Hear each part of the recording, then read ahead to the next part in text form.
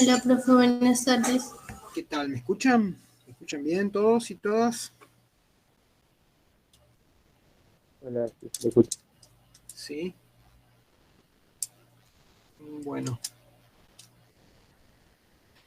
Bien, vamos a trabajar hoy sobre el texto cuyo título es Retorno a la democracia, la herencia de la dictadura y las ilusiones frustradas, que corresponde al periodo 1983-1989. Concretamente coincide con el gobierno de Alfonsín, digo, el retorno de la democracia después del periodo dictatorial. Un poco la idea es, digamos, a partir de las consignas que les dejó Sergio la semana pasada, o los ejes que les marcó, avanzar en este texto. A ver, bueno. Primero ubicar el periodo en un periodo mayor, como siempre recomendamos, ¿no? Esto de, nosotros manejamos periodos muy, muy amplios, 1880, 1930, 1930, 1976, 1976, 2001. O sea, este periodo, estos años se enmarcan en ese último periodo mayor, ¿tá? Que caracterizamos como un periodo en donde a nivel económico, ¿no? A nivel del modelo de acumulación, predomina esto que llamamos valorización financiera, desindustrialización, reprimarización de la economía argentina, donde también hablamos o identificamos una forma de Estado neoliberal. O sea, este periodo se enmarca también, a pesar de que tiene algunas características muy, muy particulares, se enmarca dentro de ese periodo mayor. Digo, a ver, adelanto algunas cuestiones. A nivel económico, el gobierno intenta, el gobierno de Alfonsín, sobre todo en el primer momento, en los primeros años, intenta políticas que no van en la línea de profundizar el modelo neoliberal, que no van en la línea de profundizar el modelo desindustrializador, que no van en la línea de profundizar la valorización financiera, ¿no? Por lo menos esto es lo que en un primer momento intenta, y al mismo tiempo también intenta dar cuenta de algunas demandas de las clases populares, fundamentalmente de la clase trabajadora, pero al correr de los años, lo que uno puede percibir es que no avanza demasiado en esta línea y tampoco es que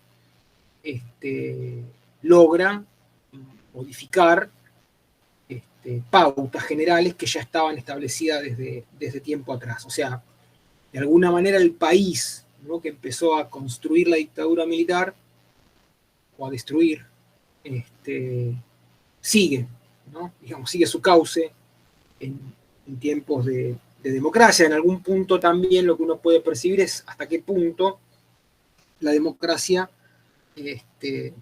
sirvió para modificar.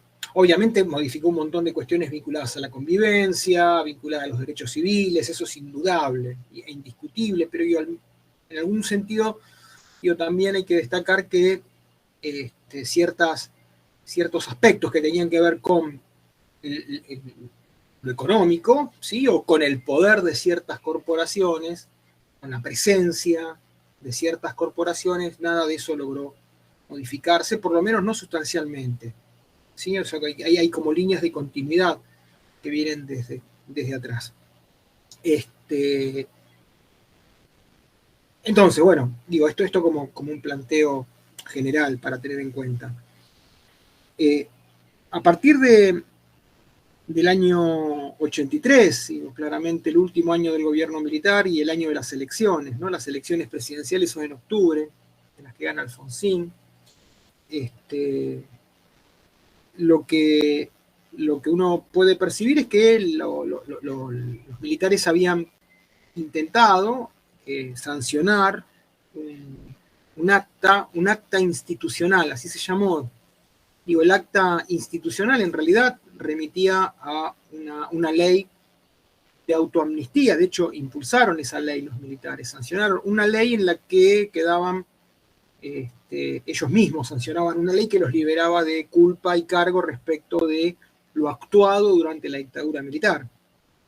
Digo, conscientes de que habían violado sistemáticamente los derechos humanos, conscientes además de que habían perpetrado un genocidio, aunque ellos lo entendían como una especie de guerra, sancionaron esta ley, digamos, una ley de autoamnistía, una ley que los liberaba de cualquier responsabilidad respecto de los acontecimientos, ¿sí?, acaecidos antes del retorno a la democracia. Digo, esto es un primer dato. Otro dato perceptible en esos años, ¿sí?, digo, fin de la dictadura, principio de los años democráticos, digo que se revitalizan los viejos partidos políticos, o sea que vuelven a la escena los partidos políticos tradicionales de la Argentina, el Partido Justicialista, la Unión Cívica Radical. Otros partidos también, históricos, viejos, tradicionales. Y aquí lo importante es que estos partidos estaban dominados por dirigentes cómplices y obsoletos. En ese sentido, la figura de Alfonsín era una figura discordante, ¿no?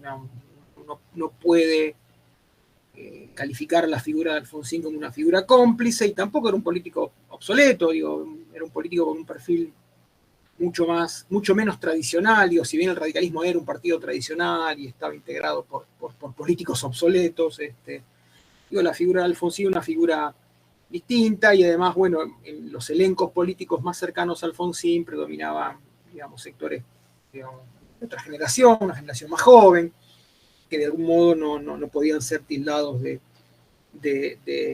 cómplices también, tampoco de la dictadura. Digo, esto yo creo que en buena medida es lo que permite el radicalismo, con la candidatura de Alfonsín, imponerse en las elecciones sobre el candidato del Partido Justicialista, que era Italo Luder, que sí era un político muy conservador, un político muy tradicional. De hecho, había sido presidente interino durante la época de Isabel Perón, o sea que también estaba comprometido con la gestión previa al golpe del 76, concretamente el gobierno de Isabel, que no era precisamente un gobierno muy popular ni muy prestigioso. Entonces, eso es lo que le permite a Alfonsín ganar también. Y al mismo tiempo, Alfonsín va a denunciar un acuerdo entre los sindicatos, que apoyaban el peronismo, básicamente, el grueso de los sindicatos apoyaba el peronismo a la candidatura de Luder, y un pacto con los militares, es decir, hay una especie de acuerdo, un acuerdo previo a las elecciones que realizan los militares, ¿sí?, con algunos dirigentes sindicales. Ahí está. Sí, recuperamos imagen. Y eso generó malestar en una parte importante de la sociedad, ¿no? Que no vio con buenos ojos ese acuerdo entre dirigentes sindicales, digo, básicamente de la burocracia sindical, ¿no? Herederos del bandolismo, y los militares, ¿no? Una especie de acuerdo a través del cual en la futura gestión del peronismo, en este caso con Luder, se comprometía a no avanzar en políticas que perjudicaran a las Fuerzas Armadas. Eso también le permite a Alfonsín, creo yo, imponerse en las elecciones. El dato más importante, el dato relevante, políticamente hablando, es que ninguna fuerza política revolucionaria, digamos, ninguna de las fuerzas políticas que habían sido protagonistas del periodo previo al golpe del 76, digo, fuerzas políticas sociopolíticas, ¿no?, que pretendían cambios radicales en la Argentina, digo, cambios estructurales, digo, fuerzas transformadoras, de verdad, fuerzas políticas transformadoras, no fuerzas gestionarias. Ninguna de esas fuerzas estaban presentes en el escenario político posterior a 1983. En efecto, ahí uno puede decir que la dictadura había triunfado en su objetivo, que era exterminar a estas organizaciones, a estos sectores más críticos de la sociedad. Eso lo plantea el autor o los autores del texto, entre los cuales me incluyo yo, ¿no? De que hay una señal clara, esa ausencia, ¿no? Esa ausencia de organizaciones transformadoras, de organizaciones revolucionarias. Esa ausencia era una clara señal de que los objetivos de la dictadura militar se habían cumplido, ¿verdad? Bien. Algo que yo mencioné y que es determinante, pero que creo que seguramente se lo habrá mencionado Sergio en la clase anterior, no tengo dudas de eso, que bueno, que un punto de quiebre para la dictadura fue la Guerra de Malvinas, no olvidar, estamos hablando de algo que empieza a ocurrir en el 83, la Guerra de Malvinas fue en el 82.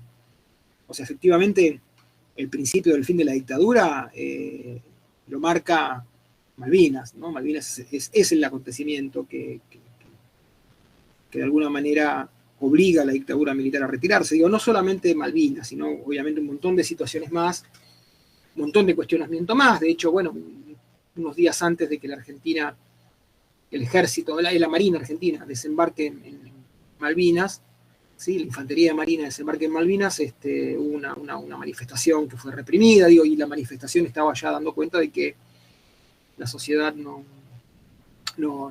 toleraba la dictadura, ¿no? O sea que también hay que tener en cuenta eso.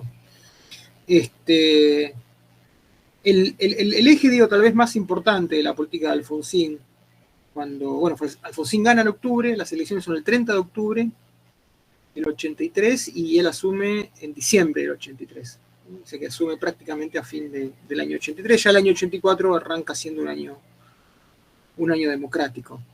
Tal vez la cuestión más importante en los primeros años del gobierno de Alfonsín, digo, la política que además captó más la atención, fue la política de derechos humanos. ¿Sí? En primer lugar, porque el gobierno creó la Comisión Nacional por la Desaparición de Personas, digo, la CONADEP, ¿sí? Dependiente directamente del Poder Ejecutivo, o sea que dependía directamente del presidente esta comisión, y no de una comisión parlamentaria, o sea que no dependía del Parlamento. Muchas comisiones son comisiones que dependen de los diputados y de los senadores, ¿no? Esta fue una comisión que estaba directamente bajo la órbita del presidente, y que tuvo como principal objetivo obtener información respecto de la violación de los derechos humanos en la Argentina a partir de entrevistas y testimonios de las víctimas de la dictadura militar. Digo, la CONADEP elabora un informe muy, muy importante, voluminoso, ¿verdad? Bueno, después eso va a dar, el presidente de la CONADEP fue el escritor Ernesto Sábato, y eso va a dar lugar a un libro muy importante, que fue El Nunca Más. ¿Sí? El Nunca Más es el libro que resultó del informe, digamos, de una edición del informe elaborado por la CONADEP.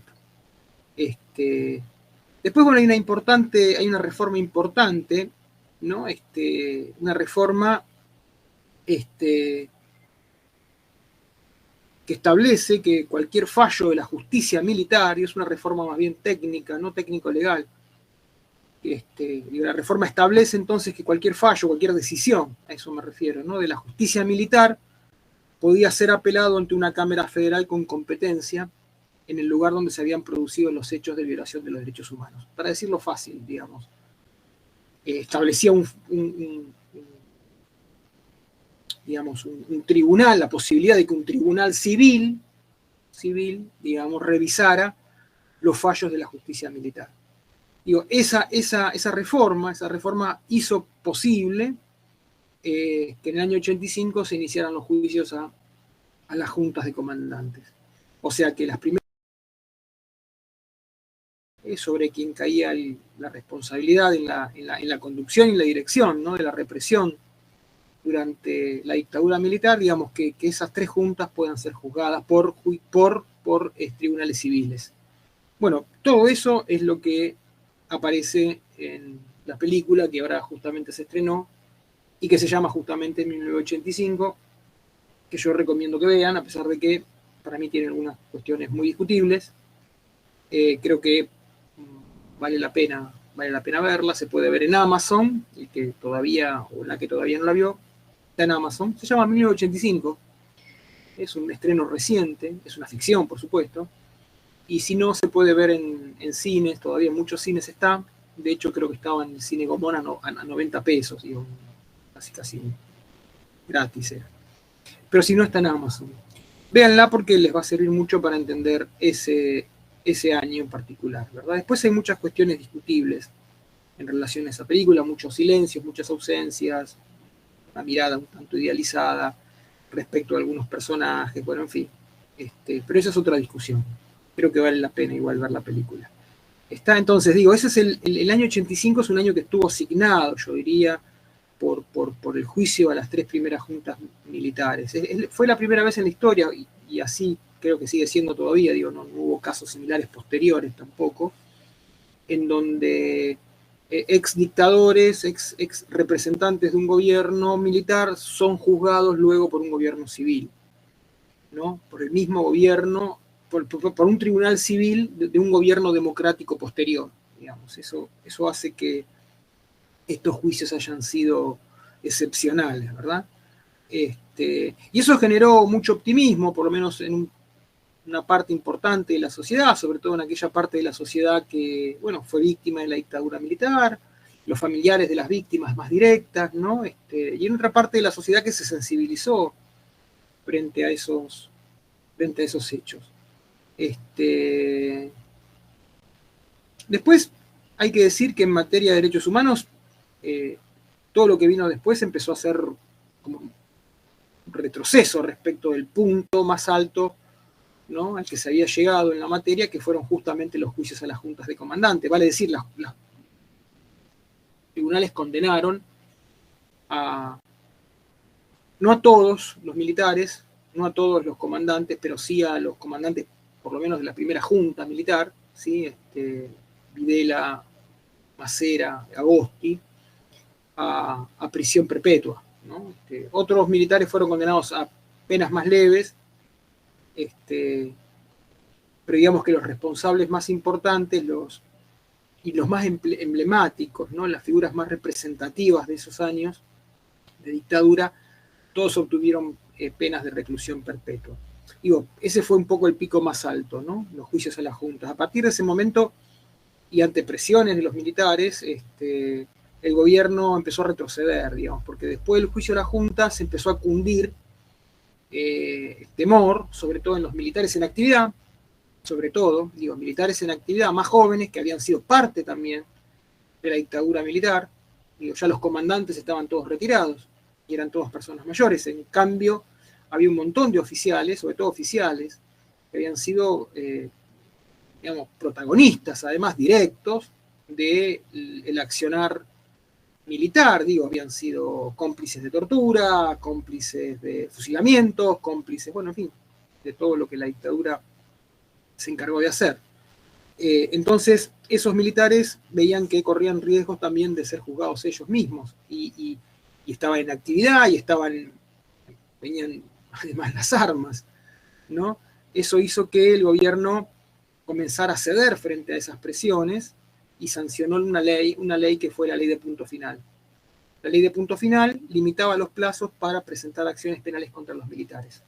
Ponía plazos muy cortos, o sea, si no se presentaban acciones penales, si no se realizaban acciones penales contra determinados militares, el juicio no tenía lugar. Esas presiones militares van a tener una expresión, ya de confrontación abierta con el gobierno, cuando se produce un levantamiento militar contra el gobierno de Alfonsín. Esos fueron los alzamientos del año 87 de Semana Santa, famosa Semana Santa del año 87, donde aparecen militares ocupando cuarteles y rebelándose contra el gobierno, y bueno, como se pintaban la cara como cuando van al combate, se los llamó cara pintadas. De ahí vienen los alzamientos cara pintadas, ¿no? Eran presiones de las Fuerzas Armadas hacia los gobiernos civiles, hacia el gobierno civil, ¿no? Lo cierto es que el gobierno de Alfonsín claudica frente a las presiones militares, y en el año 87, justamente después de los sucesos de Semana Santa, sanciona otra ley, y después de la ley de punto final viene la ley de obediencia debida. La ley de obediencia debida es una ley que establece que los oficiales de menor graduación, o sea, los subalternos, responsables, ¿no?, de crímenes de lesa humanidad, no tienen culpa porque recibían órdenes de superiores, ¿sí? Es decir, que en una estructura vertical como las Fuerzas Armadas, el subalterno que cometió, digamos, entre comillas, delitos de lesa humanidad, bueno, no cometió tales delitos porque en todo caso acató órdenes, según suele ocurrir en instituciones verticalistas como en las Fuerzas Armadas, ¿verdad? Entonces, esa es la ley de obediencia debida. A partir de esa ley de obediencia debida, bueno, un montón de militares que habían sido cómplices de menor graduación, digamos, ¿no?, de coronel para abajo, de capitán para abajo, y ni que hablar de los suboficiales, ¿no? Entonces esos militares quedaban liberados de la posibilidad de que se realizaran juicios contra ellos. Eso generó también una enorme decepción en una parte importante de la sociedad, una gran decepción. Hubo más alzamientos también militares. Los dos militares cara pintadas más conocidos eran Aldo Rico y Zaineldin, que también se levantarán contra Menem, este último. Y en el año 89, en enero del 89, un grupo armado al estilo de los grupos de los 70, llamado Movimiento Todo por la Patria, intenta el copamiento del cuartel de La Tablada, con un argumento un tanto inverosímil, pensando con la información de que el gobierno iba a ser derrocado por los militares. Este grupo militar intentó una acción espectacular, copando un cuartel, el cuartel de La Tablada. Eso generó una terrible represión de los militares y como que profundizó, ¿no?, todas las políticas que buscaban frenar los avances en materia de derechos humanos. Digo, al mostrar la imagen de grupos armados, de guerrilleros activos, eso de alguna manera justificó también el endurecimiento de la política en materia de derechos humanos y el congelamiento, ¿no?, de esa política que, insisto, había tenido su punto más alto en el 85 con el juicio a las juntas militares. Es como que en materia de derechos humanos el gobierno de Alfonsín empezó confrontando con las Fuerzas Armadas y terminó negociando y concediendo. A medida que también se tornaba un gobierno más débil por otras cuestiones, es decir, en un primer momento un gobierno con mucho respaldo, con mucho apoyo, digo, ya hacia fin del periodo, hacia el 89 concretamente, un gobierno muy debilitado, ¿no?, por otras cuestiones que después veremos. Y eso también explica en buena medida la ofensiva de las Fuerzas Armadas. Digo, tengan en cuenta también que en aquellos años todavía las Fuerzas Armadas eran un actor de peso. Después empezarán a diluirse, ¿no? Digo, bueno, hoy por hoy no son un actor político determinante, sin duda tienen más peso otras fuerzas de seguridad que las Fuerzas Armadas, ¿verdad?, que el Ejército, la Marina, la Fuerza Aérea. Pero en aquellos años todavía, digo, aún después de la dictadura militar, eran actores de peso, con peso político, ¿no?, que podían condicionar a los distintos gobiernos civiles. Y en aquellos años también se consolidó lo que se llamó la teoría de los dos demonios, ¿no?, que se convirtió en una mirada hegemónica en una parte importante de la sociedad. Quiero decir con esto, se convirtió en sentido común de una parte grande de la sociedad. La teoría de los demonios es un fenómeno político discursivo, ¿no?, bastante, diría yo, está expresada o sintetizada en el prólogo al libro Nunca Más, el prólogo que firma Ernesto Sábato, el escritor Ernesto Sábato, ¿no?, en donde plantea que en la Argentina lo que hubo fue en la década del 70 digamos, una especie de demonio de izquierda, ¿no?, representado por las organizaciones revolucionarias, que generó un tipo de terror, un terror que fue respondido por un terror de derecha, un terror estatal, por otro demonio. Es decir, como que hubo dos demonios en realidad. El problema de esta teoría es que compara o equipara el terror que puede devenir de una organización particular del terror que ejerce el Estado, ¿no? no es lo mismo la acción terrorista de un grupo o una organización que el terror que puede ejercer el Estado. Que primero, no deben ser equiparados estos actores. Luego, y sin entrar en discusiones más profundas, tampoco analiza los objetivos de ambos demonios, entre comillas, ¿no? No compara, más allá de que los medios pudieran ser incorrectos en ambos casos, también había objetivos que eran muy diferentes, ¿no? Entonces, equipararlo solamente por los medios es algo también muy discutible. En realidad aspiraban a proyectos absolutamente diferentes, ¿sí? Entonces, es muy injusto equipararlos por los medios a los que recurrieron. Ese es el otro punto.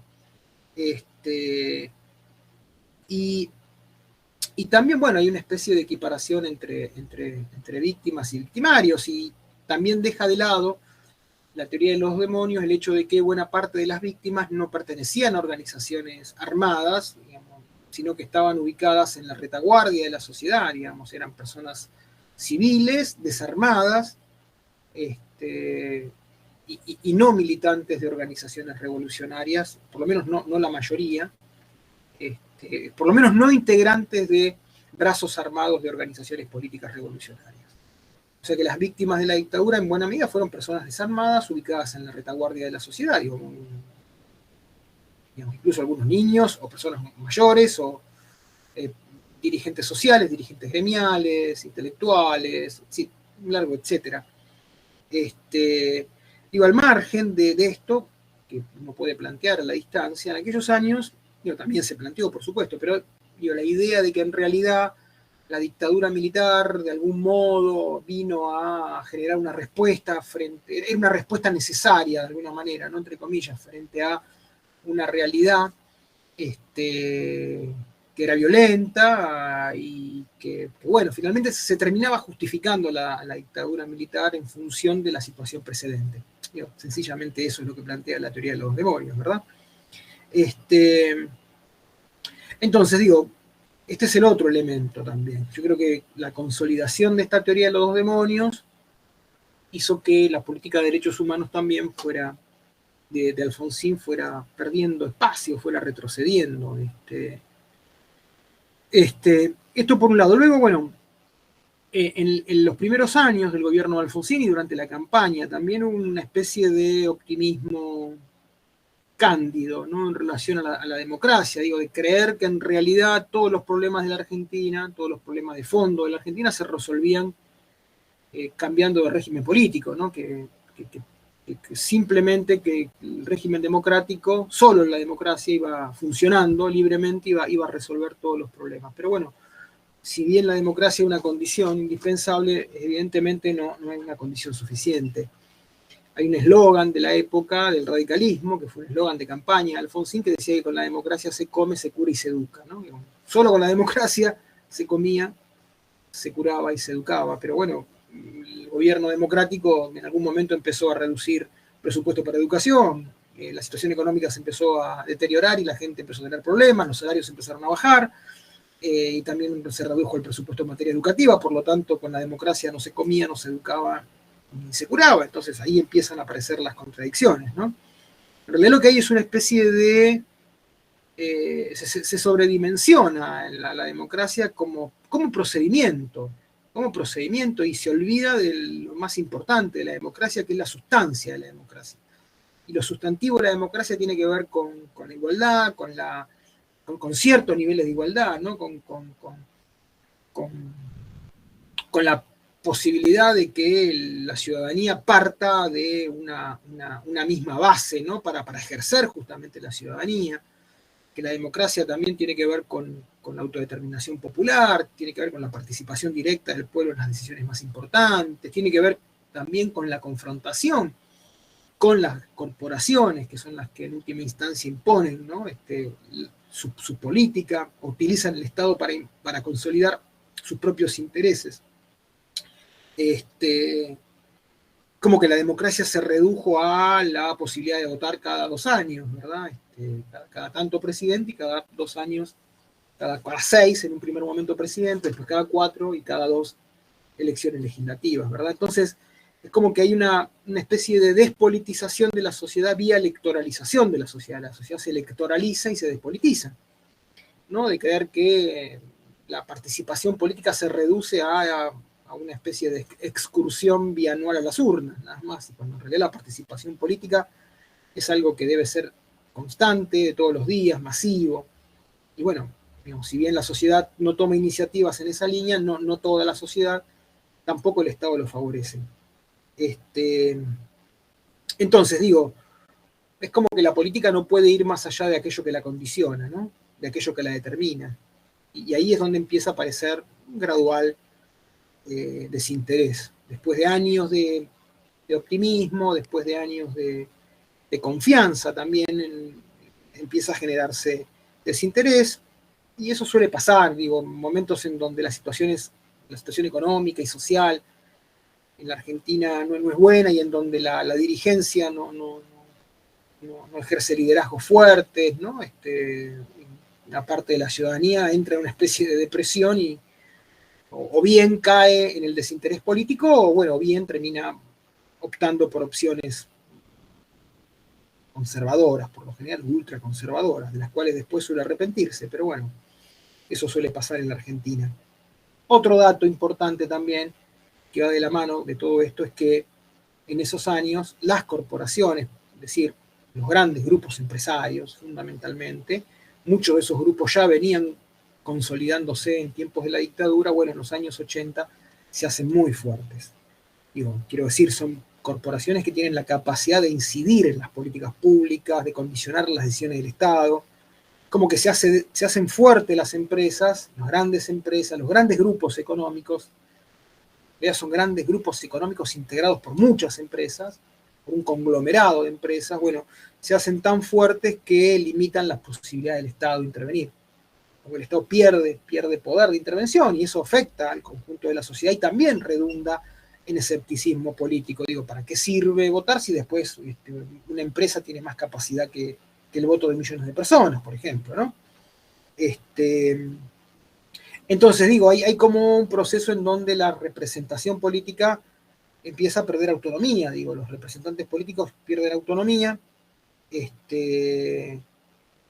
y bueno, y como que las medidas económicas que se van a tomar van a reflejar intereses de grupos económicos muy poderosos y no los intereses de un sector de la sociedad. En los primeros años de Alfonsín hay una disputa también de algunos gremios, sobre todo, que intentan recuperar poder adquisitivo. Ustedes piensen que durante la dictadura militar el salario real en la Argentina cayó muchísimo, entonces muchos sindicatos que todavía siguen en pie y que tienen alguna fuerza van a intentar recomponer los salarios. Y eso va a generar una puja por la redistribución del ingreso.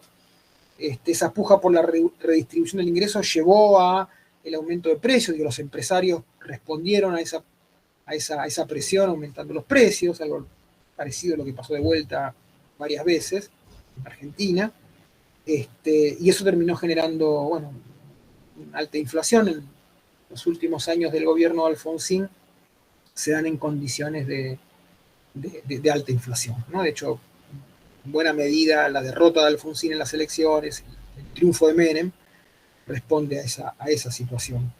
Al mismo tiempo, si bien el gobierno también recibe una deuda externa muy, muy elevada, piensen que la dictadura en el 76, cuando toma el poder, tiene una deuda, la deuda externa trepaba a los 6.000 millones de dólares. Bueno, en el 83, la deuda que debe afrontar el gobierno radical es de 45.000 millones, y cuando termina el gobierno radical ya está en 60.000, o sea, creció, ¿sí? No al nivel que creció durante la dictadura militar, pero creció la deuda externa, y la deuda externa se empezó ya a convertir en esos años en un problema muy serio, en un problema, quiero decir, los acreedores externos comenzaban a condicionar la economía argentina.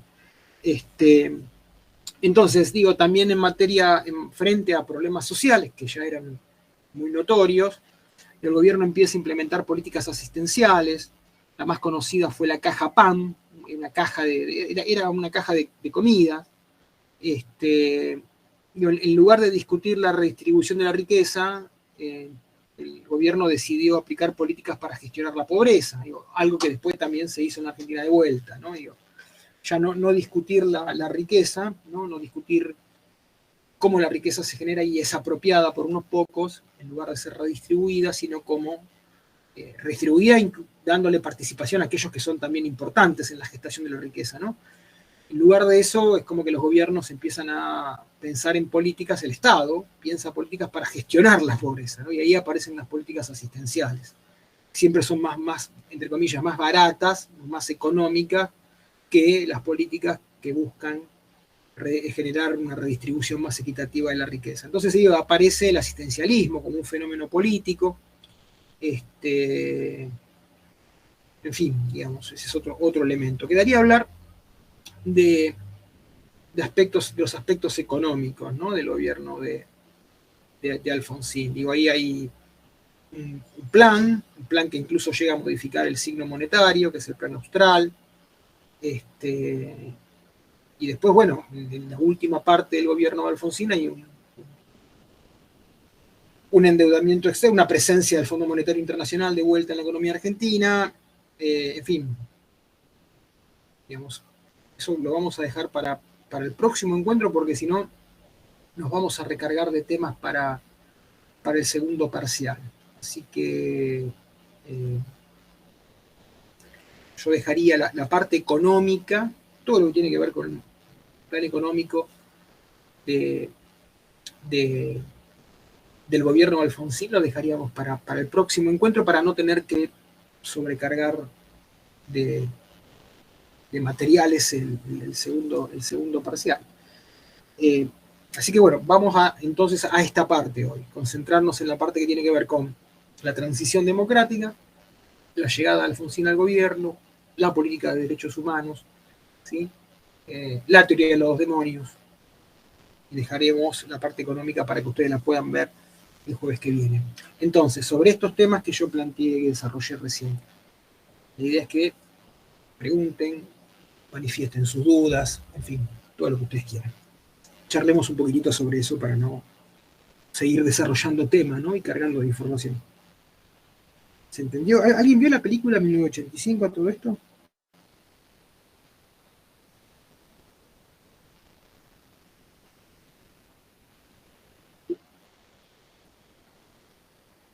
Traten de verla. Les va a ayudar a entender algunas cuestiones de justo este periodo.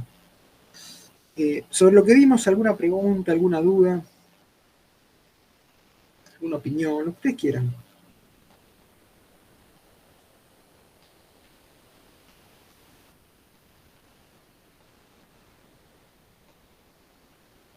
¿Cómo era la cosa? No te escucho absolutamente nada, Santiago. No sé si arrimás un poco el micrófono o me lo escribís, porque no te escucho nada. No te entiendo nada.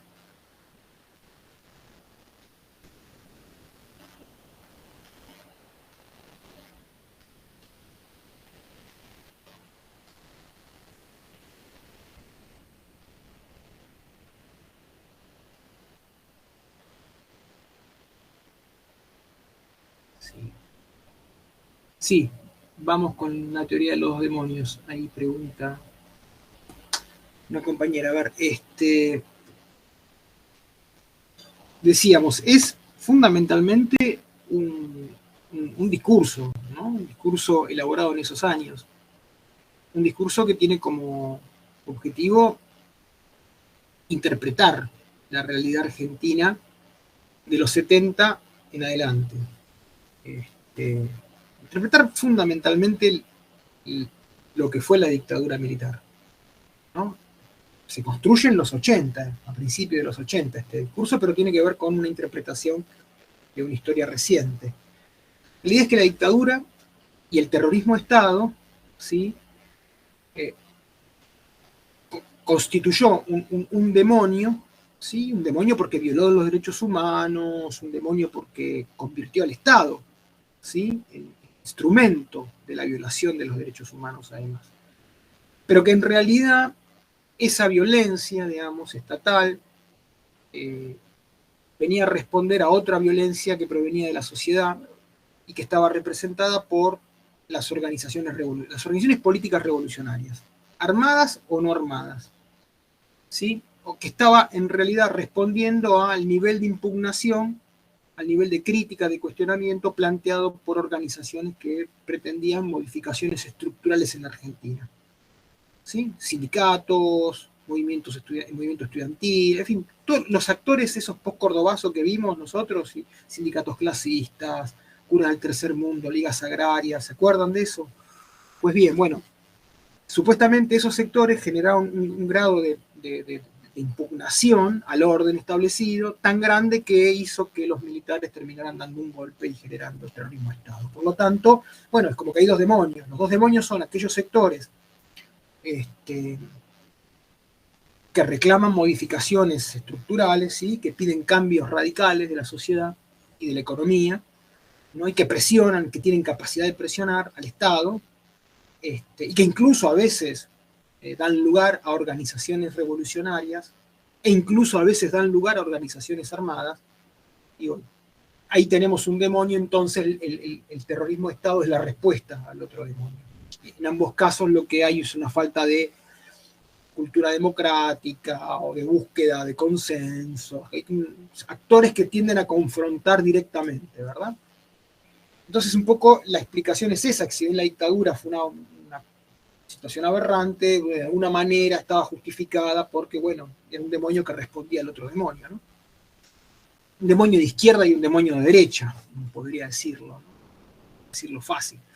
El problema es que, bueno, que la teoría de los dos demonios como fenómeno discursivo, yo decía, ¿no? Tiene como un cierto arraigo en el sentido común, ¿no? La compra a la sociedad. Porque los medios van a insistir, digo, y aparte esa teoría siempre estuvo ahí sobrevolando. Hoy sigue vigente, de alguna manera nunca fue, o sea, fue más cuestionada, menos cuestionada, más aceptada, menos aceptada. Pero el gran punto, digamos, y en eso sí, digamos, uno ya lo plantea con más argumentos, más allá de posiciones personales, quiero decir, argumentos jurídicos, sociológicos, es que no se puede equiparar el terror que puede llegar a, vamos a suponer que una parte de la sociedad argentina ejercía prácticas de terrorista. Bueno, no se puede. Algunas organizaciones lo hicieron concretamente, sin discutir esto. Pero no se puede equiparar nunca el terror que puede ejercer un grupo con el terror que ejerce el Estado sistemáticamente. ¿Se entiende? Digamos, el Estado, puesto a ejercer el terror, es una maquinaria implacable, digamos, y no nos deja a ciudadanos y ciudadanas ningún resquicio, digamos. Cuando el Estado ejerce el terror, sonamos. ¿Se entiende? No tenemos dónde ir, ¿sí? Un poco como dice la canción de Alicia, de Charly García, ¿no? No tendrás poder, ni abogados, ni testigos, ¿no? El primer punto es un error equiparar el terror que puede ejercer un grupo pequeño, a veces inclusive muy pequeño, con el terror que ejerce el Estado. Punto uno. Punto dos. Habría que también calibrar, considerar los objetivos de un demonio y otro demonio. Tal vez unos soñaban con un país más justo, más igualitario, y otros no. Unos aspiraban, ¿no?, a una sociedad mucho más integrada, y otros aspiraban a una sociedad más jerárquica. O sea, hay diferencia entre los objetivos también, ¿no? Entonces tampoco se los puede equiparar porque ambos supuestamente apelaban a la violencia, ¿no? Como que a partir de los medios yo los equiparo. Y ambos eran violentos. Ahora, bueno, uno quería una cosa y otro quería otra cosa. Ese es el otro punto, ¿no? La equiparación entre... La equiparación en los medios y el olvido de los objetivos que podía tener cada demonio, en este caso. No tenemos esto, ¿no? Equiparación del terror grupal con el terror estatal, la equiparación en los medios de los objetivos que eran absolutamente diferentes, y después también hay una equiparación entre víctimas y victimarios, ¿verdad? Que a veces confunden a quienes fueron víctimas y quienes fueron victimarios. no queda claro, ¿no? Quién fue víctima y quién fue victimario. Digo, tal vez por eso algunos testimonios de sobrevivientes, de víctimas del terrorismo de Estado, muestran la condición de la víctima, ¿no? Es difícil ver un demonio en alguien que fue sometido a tortura, fue sometido a un secuestro, hay que hablar de quien está desaparecido, la figura del desaparecido, ¿no? Detenido desaparecido es una figura que prácticamente existe en Argentina, nada más. Argentina tuvo 30.000 desaparecidos, aunque hay sectores que discuten ese número, ¿verdad? Pero digo, en Europa se hablaba de la muerte argentina, ¿no? El fenómeno de la desaparición es un grado de barbarie increíble, ¿verdad? De siniestro. Y esto hecho por el Estado, digamos, ¿no? Porque no es que fue un grupo, no, fue el Estado en forma sistemática. Con complicidades civiles, con complicidades de la Iglesia, ya lo vimos nosotros esto en el texto anterior, la Iglesia fue cómplice, los empresarios fueron cómplices, y de alguna manera la sociedad argentina postdictadura también adopta, digamos, el discurso de la teoría de los demonios, porque como que también la libera de responsabilidades, ¿no? Bueno, eso básicamente, digamos, fue la teoría de los demonios. Es la teoría de los demonios, hay que decir que está vigente. Lo que pasa es que hoy ocurre que ya directamente aparecen sectores que reivindican a la dictadura. Hay sectores que están planteando que la dictadura estuvo bien, que está bien torturar, que está bien matar. Hay gente que está planteando la compraventa de órganos, por ejemplo. Así que bueno, digo, está pasando en los últimos años, es que justamente como que se desciende, ¿no? Escalón tras escalón en relación a la teoría de los demonios. Ya no se plantea que hay dos demonios, sino que directamente se termina reivindicando a uno, se termina reivindicando a la dictadura, lo más atroz, y se termina impugnando cualquier proyecto, cualquier idea, ya no de cambio radical de las estructuras del país, ya no un proyecto que garantice la justicia y la igualdad, sino que cualquier proyecto que reivindique las libertades públicas, digamos, ¿no? También hay que tener en cuenta eso, ¿no? Pero bueno, digo, aún así hay sectores que siguen expresándose en los términos de la teoría de los demonios. Sigue siendo un discurso presente, ¿no? En opiniones, en intervenciones, bueno, en fin. ¿Se entiende? No sé si Eve García había preguntado, no sé si se entiende un poquito más, si no, me haces alguna pregunta más puntual, algo más chiquitito y lo vamos desmenuzando, ¿no?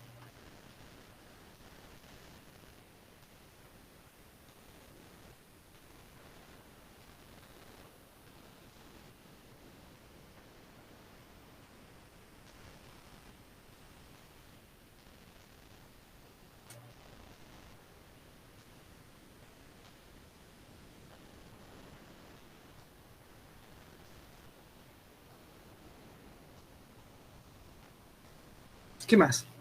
¿Qué otra pregunta, otra duda?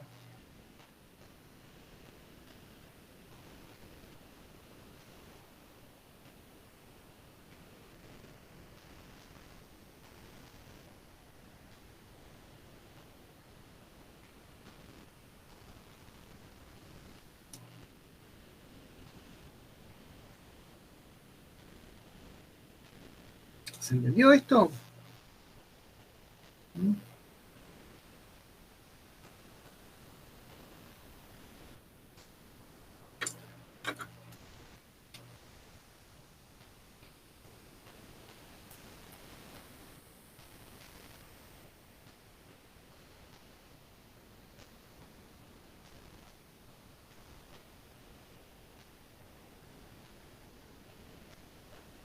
¿Qué más? Preguntas, chicos, dudas, chicas. Vamos. ¿Leyeron el texto? ¿Lo tienen leído?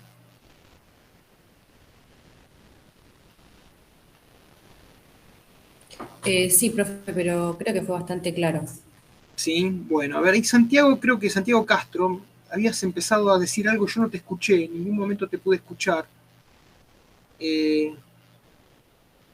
No sé si te quedó una pregunta, hacela por escrito, si es que no, o probá de vuelta por el micrófono a ver si te puedo escuchar, si no, hacela por escrito. Ahí Vanessa pregunta por la ley de punto final. Bueno, no, la ley de punto final es después del juicio de las juntas, por eso yo decía que es importante que vean la película, ¿no? Que les va a ayudar mucho, pero después del juicio y por presiones de las Fuerzas Armadas, las presiones eran, está bien, bueno, las Fuerzas Armadas a regañadientes, porque la sociedad había, digamos, generado condiciones para que eso fuera posible, a regañadientes aceptó el juicio a los comandantes, a los responsables directos de la dictadura. Ahora, el tema es que había otros responsables, o sea, es más, los responsables directos, las personas que habían torturado, matado, secuestrado, eran militares, muchos en actividad. Entonces, esos militares, o que habían sido, tal vez no intervinieron directamente, pero bueno, fueron cómplices también de todo ese tipo de prácticas ilegales y bárbaras. Entonces, bueno, el juicio de las juntas es como los habilitaba, digamos, habilitaba a que los juicios continuaran también con ellos. Entonces, ¿qué pasa? Como estaban en actividad y tenían poder todavía, porque tenían las armas, eran militares en actividad, van a presionar al gobierno. De hecho, va a haber levantamientos militares, de militares, porque los caras pintadas eran esto, eran tipos que no querían ser juzgados. Entonces, la ley de punto final es lo que pone un límite a la presentación de cargos para que se juzguen estas personas. O sea, se sanciona una ley, podemos suponer que yo saco una ley y dice, bueno, a ver, podrán iniciar juicio las personas de aquí hasta dentro de 15 días. O sea, pone límites muy estrechos, muy cortos, para que no se dé tiempo a acumular pruebas, a presentar testigos, ¿entiende? Entonces, es como que la ley de punto final, de alguna manera, decía, bueno, hasta acá, digamos, las causas que se presenten hasta tal fecha van a tener lugar, de aquí en adelante ya nadie puede demandar, ¿no? o presentar una demanda, ¿sí? Frente a un acto de violación de derechos humanos ocurrido durante la dictadura, ni acusar puntualmente a una persona. Esas fueron las leyes de punto final. Pero al poco tiempo se sanciona otra ley, que es la ley de obediencia de vida. Van juntas, punto final, y al poco tiempo obediencia de vida. La ley de obediencia de vida dicen que los subalternos no pueden ser juzgados por sus crímenes porque habían recibido órdenes de un superior. Entonces, en una estructura vertical, se supone que, bueno, que a mí me dicen andá y matá a tal persona, yo lo quiero matar, andá y torturá, yo lo quiero torturar. Yo soy capitán, me lo manda un coronel, tengo que hacerle caso. ¿Se entiende? Entonces, es como que eso le ponía un fin a los juicios. O sea, hasta acá se pudo juzgar a las juntas de comandantes, a las primeras juntas, pero ya de ahí para abajo no se podía juzgar a nadie más. Lo que era muy injusto, por otro lado, ¿verdad? Pero bueno, eso también era fruto de las presiones de los militares. Eso respecto de la ley de punto final. Y después la otra, la frase era: con la democracia se come, se educa y se cura. Se come, se educa y se cura. O sea, que pensar que temas del trabajo, el bienestar, obviamente la educación y la salud venían solos prácticamente porque la gente votaba, ¿no? Porque la gente tenía algún nivel de decisión en la vida política, pero efectivamente había que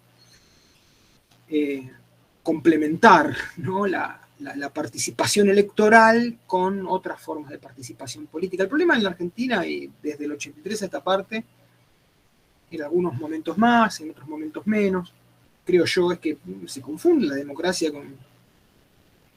con lo meramente electoral. La democracia no es solamente lo electoral, la democracia tiene que ver con posibilidad de escuchar y de ser escuchado en cada ámbito, con la posibilidad de incidir en las políticas públicas a nivel municipal, provincial, nacional.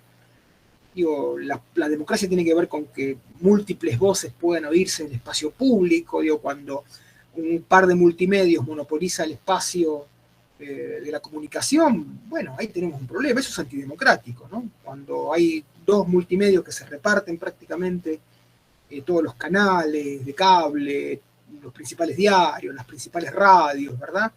Cuando está tan concentrada la emisión de símbolos y de signos, digo, eso es absolutamente antidemocrático. Digo, por más que yo pueda votar después, digo, ¿de qué me sirve votar si ¿Se entiende? Entonces, lo mismo pasa en otros campos, ¿no? Cuando el poder material, el poder económico está tan concentrado y las decisiones más importantes las toma ese poder, bueno, ahí tenemos también algo que deteriora la democracia, ¿no? La degrada. Eso lo vimos después, pero en esos años, bueno, por supuesto, después de una dictadura, personas que nadie había elegido jamás, ¿no? Que se atribuían representación del conjunto social, bueno, uno valoraba el hecho mismo de votar, que es valorable, sí, también, pero está claro que no es suficiente para lograr una mejor vida, y de hecho, al no lograr una mejor vida, muchas veces aparecen voces, o cada tanto aparecen voces que hasta dicen que no es necesario ni siquiera eso, ¿no? Que ni siquiera hasta podríamos prescindir de la democracia electoral. Eso también alimenta las visiones más oscurantistas. Pero bueno, nada, a eso se refería la frase, ¿no? Ese optimismo procedimental, ese optimismo en relación a que un procedimiento de por sí nos podía resolver un montón de problemas, pero bueno, no fue tan así. ¿Se entiende? Ahí la pregunta de Santiago.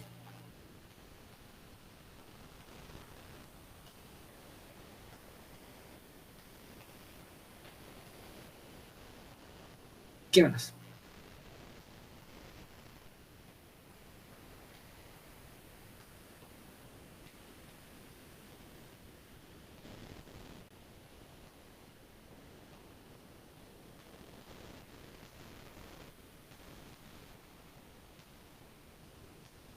Bueno, a ver, les comento, les paso ahí como un eje para que puedan trabajar la próxima clase. Digo, la idea es que la clase que viene, préstenle atención a eso. Yo sé que de algún modo ya Sergio lo había adelantado, pero eso lo van a ver con él, lo van a terminar de ver con él la próxima clase. Seguimos en este texto, seguimos en el texto de Alfonsín. Lo que yo les pido es que traten de ver en qué consistió el plan austral. ¿Sí? El plan austral. Ustedes saben que en esos años, durante un par de años, se cambió el signo monetario. La Argentina no tuvo más pesos, tuvo australes, ¿no? Después volvimos al peso. Pero durante un tiempo, un par de años, la moneda en la Argentina fue el austral. ¿Sí? Ese fue el plan del ministro Surruil, Juan Surruil. Un poco la idea es que puedan explicar en qué consistió el plan austral, ¿no? El otro elemento importante del periodo es ver lo que se llamó puja distributiva, ¿no? La puja distributiva es básicamente la pelea, la puja es eso, es una pelea entre distintos sectores de la sociedad por el ingreso, digamos, ¿no? Y cómo los empresarios y los trabajadores fundamentalmente participan de esa puja, y bueno, y cómo la puja terminaba siempre beneficiando a los empresarios en mayor medida, digo. Vean eso entonces, la idea de la puja distributiva, y además del plan austral va a haber otro plan también, otro plan en esos años, en el 88, que es el plan primavera. El plan primavera era un plan que tenía como objetivo principal controlar la inflación que se había disparado en el año 88, ¿no?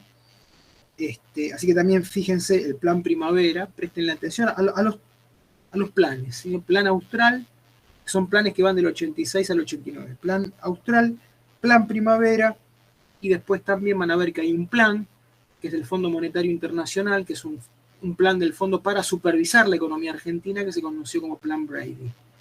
O sea, esos, traten de, para hacerlo fácil, los tres planes, ¿sí? Plan austral, plan primavera, plan Brady. Bueno, y básicamente, digamos, cerrar el periodo con la crisis de la hiperinflación. Eso lo van a ver la clase que viene con Sergio, ¿no? Con eso estaríamos cerrando el texto del correspondiente al periodo del gobierno de Alfonsín. ¿Está? Preguntas sobre esto en general, opiniones, lo que ustedes necesiten, chicos, lo que ustedes quieran.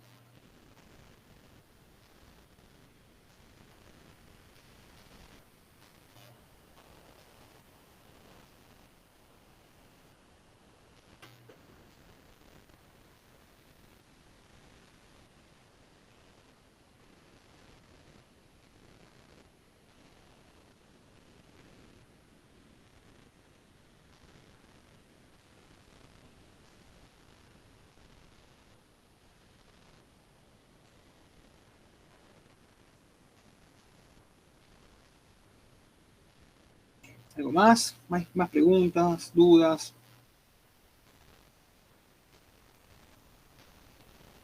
Por ahora no, profe. Bueno, quedamos así, cerramos el texto el jueves que viene con esta última, con la parte económica, con los 3 planes y con la crisis hiperinflacionaria. Préstenle atención a eso. Traten de explicarse para ustedes a sí mismos esos 3 planes. ¿Sí? Cualquier cosa lo trabajan con Sergio, si no me preguntan a mí el lunes que viene. Seguramente seguiremos con el periodo correspondiente a los gobiernos de Menem ya entraríamos eso, pero bueno, todavía falta esta parte, ¿no?, de este texto, ¿sí? Así que bueno, si no hay más preguntas, me despido aquí, nos vemos la semana que viene, cualquier cosa como siempre me escriben al campus. ¿Listo? Chao entonces, hasta la próxima. Chao, profe, nos vemos.